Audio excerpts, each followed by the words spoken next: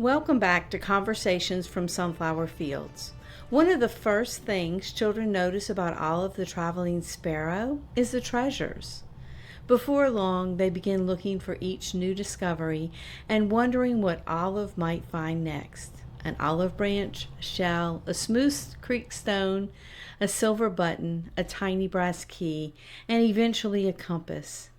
None of them seem especially valuable, yet each one becomes an important part of Olive's journey. As I continued writing the stories, I found myself thinking about these treasures quite often. At first, I was simply looking for ordinary objects that children might realistically discover in the world around them. And the more I worked on the stories, however, the more I realized the objects themselves were never really the treasures. They were quietly pointing beyond themselves, and that realization became one of the central ideas woven throughout Sonflower Fields. One of the questions I've been asked is why Olive's treasures are so ordinary. Why not hidden jewels or ancient artifacts or something magical that would make the adventure even more exciting?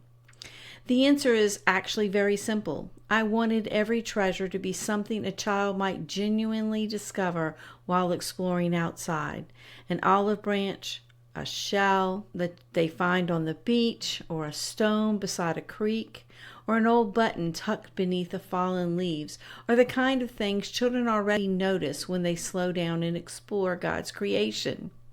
The more I thought about that decision, the more it reminded me of the way Jesus taught. Throughout the Gospels, he continually pointed people toward ordinary things. He talked about birds, wildflowers, seeds, bread, fishing nets, vineyards, and sheep.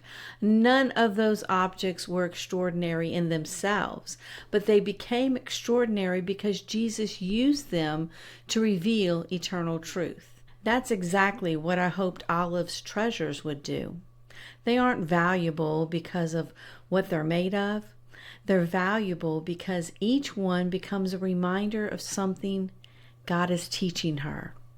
And in many ways, that's how God often works in our own lives as well. As I reflected on Olive's discoveries, I found myself noticing how often Jesus talked about treasure. We sometimes think of treasure as something valuable that we own, but Jesus consistently pointed people towards something much greater. He told the story of a man who discovered treasure hidden in a field and gladly gave up everything else to obtain it. He spoke about a merchant searching for one priceless pearl. He reminded his followers to store up treasures in heaven rather than on earth. And he taught that wherever our treasure is, that's where our hearts will be also. Jesus wasn't encouraging people to collect valuable things. He was teaching them to treasure what has eternal value. That's really the heart behind every treasure in Sonflower Fields. The shell isn't the treasure. The key isn't the treasure. Even the compass isn't the treasure. Each object simply opens the door to another conversation about God's faithfulness, His character, and His love. The treasure is never the destination. It's simply the signpost that points children towards something far greater. One of the things I've always loved about children is how they naturally notice the little things. They'll stop to pick up an interesting rock, admire a colorful leaf, or tuck a tiny feather into their pocket because it caught their attention. Those moments may seem insignificant, but I think they reveal something beautiful about the way God created children to learn.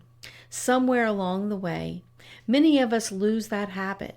We become so focused on where we're going and what we need to accomplish that we stop noticing what God has placed right in front of us.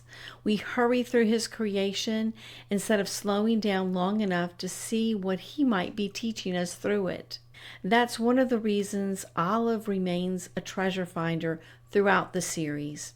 She isn't searching for riches. She's learning to notice God's faithfulness woven into ordinary moments. Every discovery reminds her that God is always teaching, always providing, and always revealing something about himself to those who are willing to pay attention.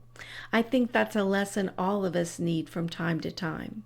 Some of God's greatest gifts don't arrive wrapped in extraordinary circumstances.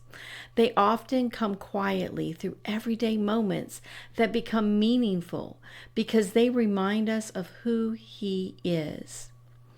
As I think about Sonflower Fields today, I realize I didn't really hope children would remember the treasures themselves. I hope they remember what the treasures quietly pointed toward. If they finish the story simply wanting another adventure, then I've missed my purpose. But if they close the book wondering more about Jesus, opening their Bible with greater curiosity, or seeing His goodness more clearly in the world around them, then those little treasures have accomplished exactly what they were created to do. Because the greatest treasure in Sonflower Fields has never been hidden beneath a tree or tucked inside a satchel. The greatest treasure has always been Jesus, and everything else simply points to Him. Thank you for joining me for another conversation from Sonflower Fields. Next time, I'd love to introduce you to the friends who call Sonflower Fields home and share why each one was created with a unique purpose. Until then, may you slow down, notice well, and discover the faithfulness God has always been surrounding you with.